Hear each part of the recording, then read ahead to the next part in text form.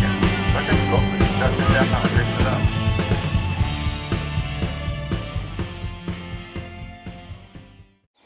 In general, in my opinion, where these 4 balls are set up are the places the ball ends up when you're on defense. You're defending this goal, you're scoring at that goal, where you have to clear it.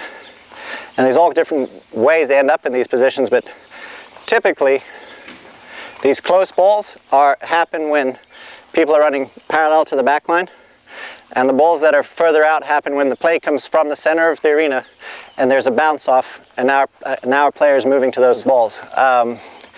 And basically this is all talking about why the wall is your friend, and that even in these situations you want to, even though it seems like you're going closer to your goal, it's better to go to the wall than it is to not go to the wall. What I mean by that is to show, let's say, what people typically do. So if you're coming through here and they had it on the wall, they get it off the wall, you ride your man off, you have control of the play. What a lot of people do, they come to this ball and they have a guy beating on him, riding him off, and they try really hard to dig this ball out and flick it back into the middle of the arena. Well, typically the person riding him off rides him over the ball, they get the first flick out, they lose that play, then the next players that come through have a back shot opportunity on goal. The best way to defend this ball is you're coming through, and you can hit this shot even if it's right under your horse's nose if that guy's pushing on you. It's not a neck shot. It's, for lack of a better term, it's a reverse cut shot. So instead of cutting it away from your horse, it's still a straight swing, but you're cutting it underneath your horse's neck into the wall. And so what you're trying to do is you go and you hit it like that.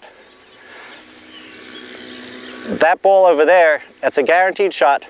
You're always going to be over there. It's away from your goal. There's very little that can go wrong in that play. You have the man on your hip. You don't want it to go too close to the wall, because then when you get around there, that guy's going to ride you off and make the back shot. You want it to be a pretty sharp angle. You're not really trying to use the corner. You're using the flat of the wall to get it away in a place further away from the goal. That shot to hit as a cut shot is really hard. The arena ball does not respond to spin very well when it's off the wall, and all kinds of things can go wrong, bounces can go wrong, etc. else. The same thing with this ball here. You've managed to get inside of your guy defending you. You push him away from the wall. He's overshot your goal or you hit it away. Typically what most people try to do, because whether they're outdoor players or just trying to get away from their goal, they tend to hit a neck shot here out into the middle of the same thing. If you don't get a good neck shot, the guy rides you off, he's got a good chance of hitting a back shot in the goal. Even if you're at an angle going away, straight or slightly further, when you're going this way, you want it to stay on the wall, and you hit it around like that.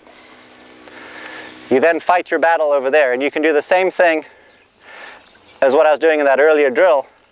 You and your horse, once you hit that ball, you know exactly how far away it's going to be. You know it's through the corner. You just cut that corner off, and you fight over there, and you will win that play over there.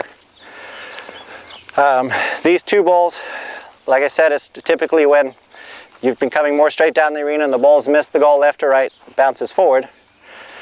You get a lot of people, they get to this play right here at this angle, and they try to either turn it or they try to hit a weird cut shot or whatever else they're trying to do. This is almost exactly the same as that play. You want the ball out there, and so what you're going to do is hit the ball like that, straight at the wall. And that, even if you're at more of an angle and that shot has to be a neck shot, that is a better shot, more consistent shot will happen for you more times than it won't happen for you, versus trying to turn it in an arena, have it get in a hole, have a horse step on it, catch a weird bounce, have the ball go behind you with the other team. All of these plays are about the other team not getting a shot if you make a mistake. If you make the shots that I'm telling you, even if you don't hit it well, they don't have a clear shot on goal. If you try to turn it or flip it out, hit a cut shot, they will get a clean shot on goal. And this is the same deal. You get people coming at this angle and they always try to hit a neck shot over there. Same thing, if you've got a guy riding you off on the left, you catch a piece of it, whatever else, he's going to have a shot at the goal. When you come to it, if you hit it straight at the wall, at this point you want it to stay next to the wall, because you'll fight with your man all the way around the corner and you'll have the play that comes off that wall over there.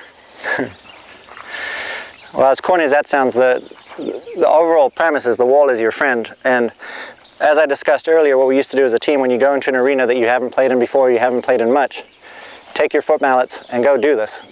Go find out how it bounces off the wall. There's some places, Cornell for example, their sidewall is netting. That's completely different than UVA that has a low wall. It's completely different than Brushy Creek that has a high wall that bounces correctly. So get out there, have a general game plan on how you want to defend it around your goal, how you want to attack and go manage the corners, but get out there before you play your game with your foot mallet and go learn how the ball bounces in that arena that you're not used to.